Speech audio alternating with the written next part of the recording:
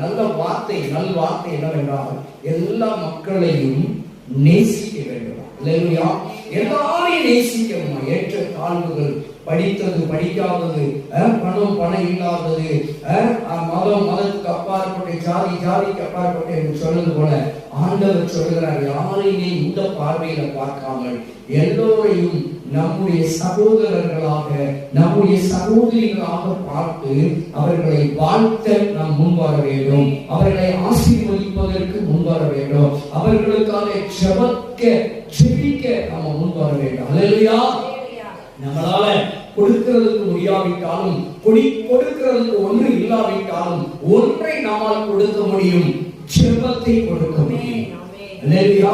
ஒவ்வொருவருக்காக நாம் என்ன செய்ய முடியும் என்றால் ஜெபிக்க முடியும். அல்லேலூயா சொல்லுங்க. ஆமென். கர்த்தர் நல்லவர். அல்லேலூயா. ஆமென்.